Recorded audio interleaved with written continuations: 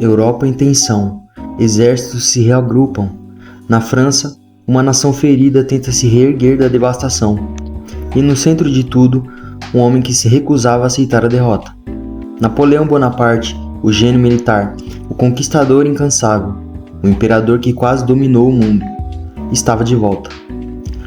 Waterloo, um nome simples, apenas uma vila belga pacata, até que se tornou o cenário de uma das batalhas mais importantes da história da humanidade.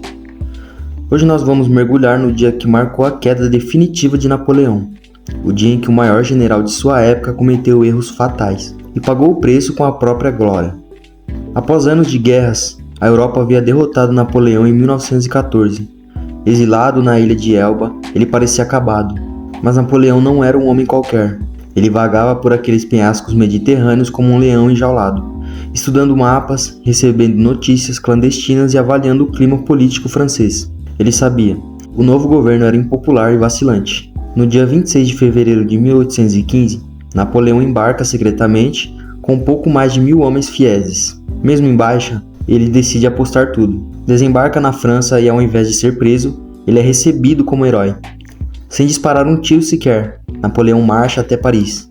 Seu retorno se espalha como fogo pela Europa. Os reis, príncipes e generais, que haviam respirado aliviados com sua queda, ficam aterrorizados. Napoleão recupera o trono, mas o mundo não pretende perdoar sua volta. Em Viena, os líderes europeus reagem imediatamente. Reino Unido, Prússia, Áustria, Rússia e diversos outros formam o que chamamos hoje de Sétima Coalizão. Eles têm apenas um objetivo: destruir Napoleão definitivamente. Os inimigos avançam de todos os lados. Napoleão sabe que não pode esperar o cerco fechar. Ele decide agir primeiro. Seu plano? Atacar os exércitos britânico e prussiano na atual Bélgica, antes que os demais reforços chegassem. Se conseguisse derrotar o Duque de Wellington e o Marechal Blucher separadamente, poderia negociar uma paz favorável. Era um plano ousado, como sempre, característico de Napoleão. Waterloo não era um lugar pensado para a glória francesa. Wellington escolheu uma posição defensiva impecável, um terreno alto, estradas estreitas e fazendas fortificadas. O solo estava encharcado pela chuva torrencial que havia caído na noite anterior. A artilharia francesa, uma das mais poderosas da Europa, ficaria prejudicada. Napoleão, que normalmente estudava cada detalhe do campo de batalha, dessa vez não deu a devida atenção ao terreno e estava prestes a pagar caro por isso. 18 de julho de 1815, o dia que entraria para sempre nos livros de história. Napoleão começa o ataque mais tarde do que o habitual. Ele esperou o solo secar, mas a lama ainda estava ali, sugando rodas e patas de cavalos, dificultando movimentos. Cada minuto perdido significava maior risco de os prussianos chegarem para reforçar Wellington. Napoleão acreditava que tinha tempo. Outro erro mortal. A batalha começa um ataque à fazenda Hougomont, no flanco direito dos aliados. Um ataque que deveria ser apenas uma distração, e acaba se tornando uma luta feroz e inútil, que consome milhares de soldados franceses por horas, sem qualquer resultado estratégico. Um padrão começa a surgir. Os franceses estão gastando forças sem avançar. Napoleão ordena um ataque frontal massivo com 20.000 homens para romper o centro da linha aliada. Colunas francesas avançam com bravura, mas os britânicos se escondem atrás do topo da colina. E quando os franceses chegam a curta distância, se deparam com fileiras de casacas vermelhas surgindo repentinamente e abrindo fogo mortal. O exército de Wellington faz o que sabe melhor: resistir, recuar e contra-atacar no momento certo. A infantaria francesa é empurrada para trás. Napoleão observa, ele sabe que algo está errado, mas ainda acredita na vitória. No início da tarde, uma nuvem de poeira se levanta no horizonte. Não é o que Napoleão esperava, é o exército prussiano, comandado por Blucher. Eles marcharam o dia inteiro para salvar seus aliados ingleses. Napoleão envia reforços para tentar conter essa nova ameaça, mas para cada soldado que coloca contra os prussianos, falta um na linha principal contra Wellington. A famosa estratégia de Napoleão, forçar um combate decisivo antes da união dos inimigos, falha diante de seus olhos. Os erros começam a se acumular. Desesperado para quebrar as linhas inglesas, o Marechal Ney, o valente dos valentes, ordena uma das maiores cargas de cavalaria da história. Mas um detalhe terrível: ele pensou que os britânicos estavam recuando, eles não estavam.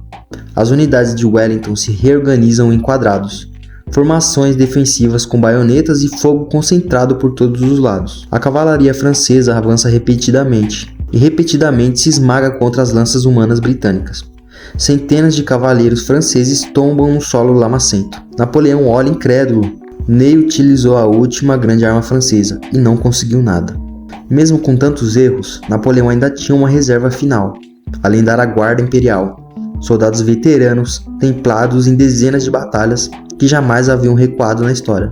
Napoleão decide lançar sua carta final, era o tudo ou nada. A guarda avança colina acima em direção aos ingleses.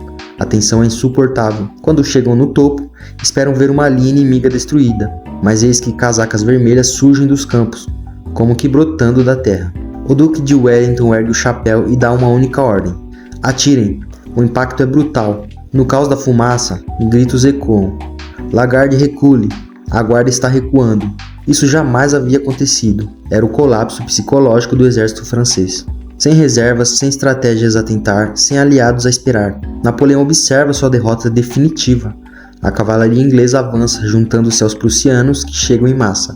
O exército francês foge em desordem, e Napoleão, pela primeira vez, não tem mais controle sobre seu destino. Ele ainda tentaria preservar o trono por alguns dias, mas a França o abandona. Ele é forçado a abdicar novamente. Dessa vez sem saída, é enviado para um exílio distante no meio do Atlântico, a ilha de Santa Helena. E lá, é isolado, adoece e morre em 1821, sem glória, sem exército e sem império. Mesmo sendo um gênio militar, Napoleão não era invencível.